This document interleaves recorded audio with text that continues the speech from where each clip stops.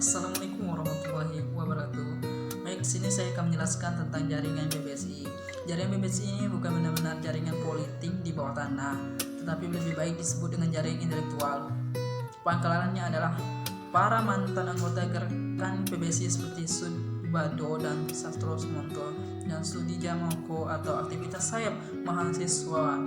PBSI adalah gerakan mahasiswa solidaritas Indonesia alias GEMOS seperti Mursalam, Simanjuntak, dan Malhun Rahmatullah.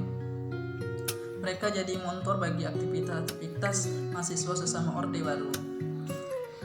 Salah satu tertarik dalam lingkaran PBSI adalah Parjoel Rahman.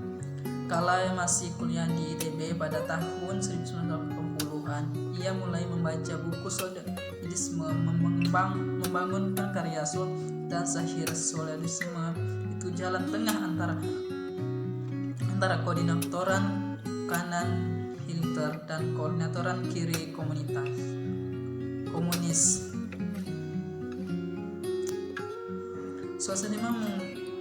Sosialisme memperjuangkan demokrasi sekaligus kebebasan individu, kata Parjoles sebagaimana dikutip majalah Historia edisi 18 pada tahun 2004. Parjoles lalu berkontak dengan Sudi Jamoko, sering dengan kian instannya hubungan mereka. Parjoles lantas masuk ke dalam habis tebal PSI yang disebutnya intelek dan akademis. Pada tahun 1990 ia berhimpun dalam forum demokrasi yang memperkenalkannya intelek dan akademis. Dengan Mursalim, Simanjuntak, Rahman Toleling, dan Theodong mulainya lubis pada 2006, semangat muncul pula usaha untuk menghidupkan partai yang tiap sejak 1960 itu adalah Agus Halzil, sejarahlah anak di Johan Sejarah, salah satu pendiri PBSI yang memimpin badan prakarya pengaktifan kembali PBSI kala itu. Meski sulit dan terkendala sejumlah aturan ilegal, ia tetap berkukuh mengawalkan usaha pendirian kembali itu. Kita akan terus melanjutkan tradisi berprestasi. Kita akan terus melanjutkan tradisi berpartai PBSI. Ia tetap berkukuh mengawal usaha pendirian kembali itu. Yang kedua, saya akan menjelaskan tentang berdahulu dari masa revolusi. Pada partai PBSI itu pada masa revolusi itu pada mulanya ada dua partai bertahan. Pada berdahulu dari masa revolusi PBSI itu ada dua partai pendahuluan sosialisme yang berdiri beberapa saat setelah proklamasi. Yang pertama adalah Partai Sosialis Indonesia alias partai yang berdiri pada tanggal 13 November 1945, Amir Syafruddin pemimpinnya. Lalu kurang lebih seminggu setelah berdirinya Partai Parsi, tokoh-tokoh yang dekat dengan Sultan Syahid dan pernah terlibat dengan VNI pendidikan juga mendirikan partai sendiri, yang diantaranya mereka itu adalah Subagio Hamdani, Suminto Torosko Petro Sastra, Johan Sokroza, Sukono, Dejo Puspito, dan Leon Salim. Maka berdirilah Partai Rakyat Sosialis pada tanggal 19 November karena Nisbi memiliki asas yang sama. Pantolan kedua partai ini merasa sebaiknya mereka bergabung. Lagi pula memimpin mereka Syahir dan Amir Sasam berada di dalam satu kabinet. Akhirnya pada awal Desember pemimpinan kedua partai mengumumkan akan digelar satu kongres fungsi. Kongres itu lantas digelar pada 16-17 Desember dengan hasilnya adalah fungsi kedudukannya menjadi Partai Sosialis. Namun menurut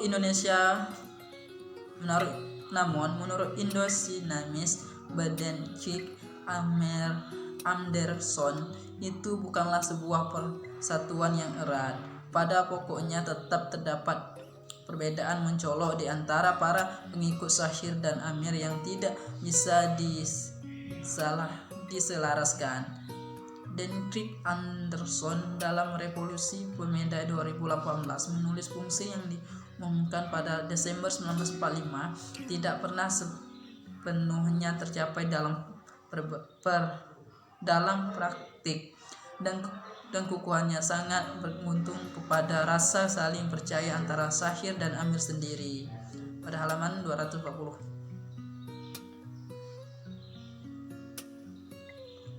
Fungsi yang diumumkannya pada Desember 1945 tidak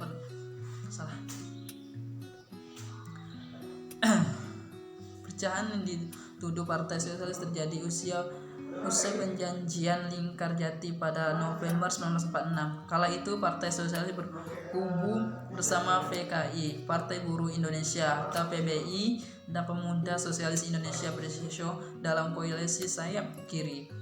Mulanya sayap kiri mendukung perjanjian itu, akan tetapi secara tiba-tiba sayap kiri yang kemudian mencabut dukungan pangkal soal penarikan dukungan itu. Seturut penelusuran Historia adalah pidato mencabut dukungan pada soal penarikan dokumen pada pidato Syahir pada 19 Juni 1947. Syahir menyatakan setuju mengakui kedudukan wakil kerajaan Belanda dalam pemerintahan Indonesia selama masa peralihan menuju kedaulatannya. Gara-gara itu kabinet Syahir jatuh pada tanggal 27 Juni 1947. Sore Hokkien dalam orang-orang di persimpangan kiri jalan pada tahun 2005 menyangkut jatuhnya pada tanggal 27 1947. Salah. Pada tahun 2005 menyangkut bahwa sejak itu hubungan kedua kelompok memburuk, apalagi kelompok Amir banyak memberi kecaman kepada kebijakan Syahir dan kawan-kawannya merasa jadi outsider dalam Partai Sosialis.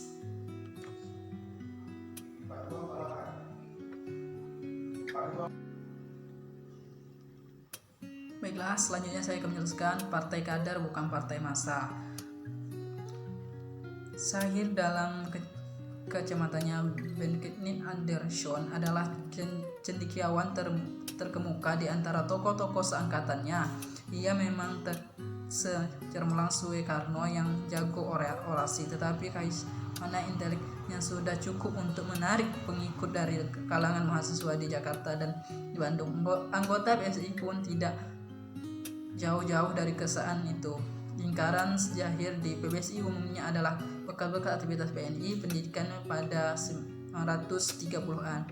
Mereka adalah keturunan keluarga beradab dengan tingkat pendidikan yang tinggi. Selama di PNI, pendidikan mereka digembleng oleh Syahir juga hatta menjadi aktivitas patuh intelek dan teknologi kuat. Tradisi seperti inilah yang diteruskan dalam PBSI. Selanjutnya saya akan menjelaskan nasihat dari Syahir. Nasihat dari Syahir ini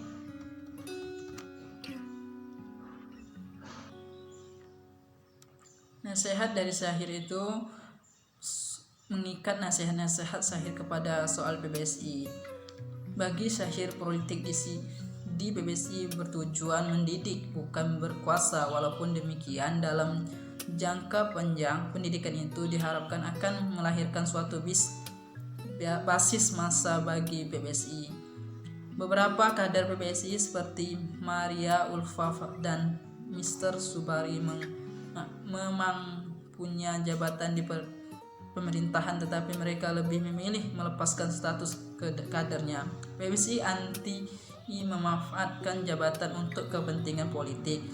Itu jelas idealisme yang melawan arus zaman, tapi gara-gara idealisme itulah perolehan suara PBSI dalam pemilu 1955 gobloknya PBSI tidak pemilu karena naif, kata Subadido.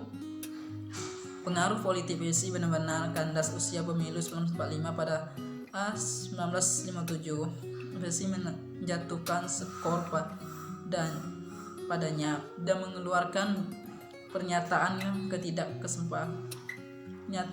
kedaspahannya dibubarkan. Tetapi bekas anggota PBSI itu tak diam saja, mereka tetap berupaya dengan menyebarkan gagasan sosialisme tanpa partai.